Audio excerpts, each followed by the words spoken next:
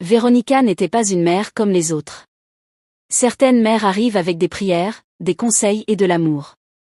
D'autres arrivent avec du rouge à lèvres, des secrets et des ravages.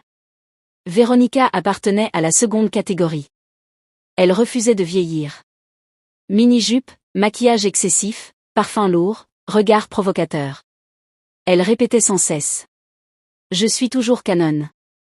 Je suis toujours là. Pour elle, le mari de sa fille n'était pas un gendre. C'était une opportunité.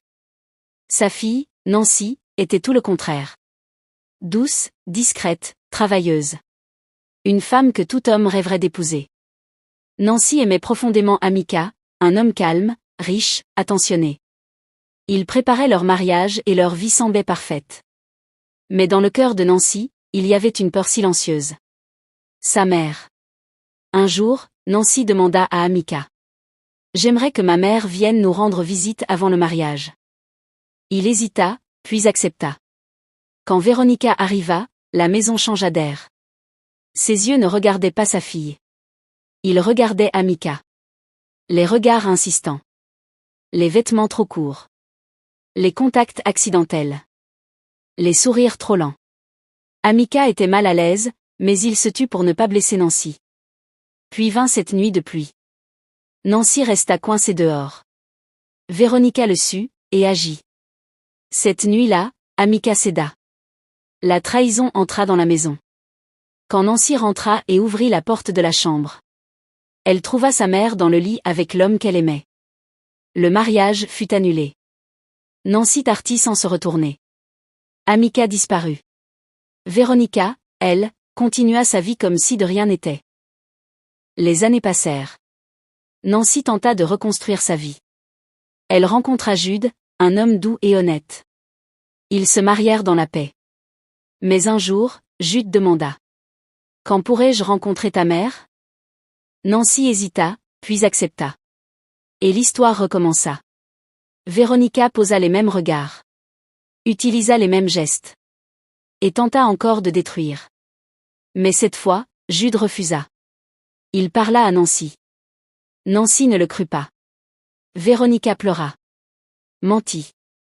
Se fit passer pour la victime. Jude quitta la maison en silence. Encore une fois, l'amour de Nancy fut détruit.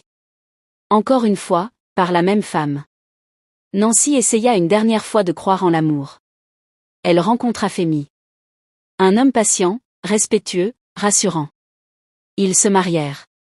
Et Nancy tomba enceinte. Fémy insista. « Ta mère doit venir t'aider. » Nancy eut peur, mais céda. Véronica revint. Les mêmes habits. Le même parfum. Le même regard. Cette fois, la tentation dura des semaines. Jusqu'à ce que Fémy tombe. La honte l'étouffait. Mais le mal était fait. Quelques semaines plus tard, Véronica tomba enceinte. À l'hôpital, le médecin annonça la vérité. Nancy comprit tout. Elle ne cria pas. Elle ne frappa personne. Elle prit simplement son sac. Et disparut. Véronica donna naissance à une fille malade. Personne ne l'aida. Personne ne la défendit. La petite mourut quelques mois plus tard. Véronica perdit la raison. Puis la vie. Avant de mourir, elle laissa un message. Nancy, pardonne-moi. Nancy lut le message. Elle ne pleura pas. Assise dans sa nouvelle maison. Elle serra son fils contre elle et murmura. Tout s'arrête avec elle. Plus de douleur. Plus de mensonges. La malédiction est brisée.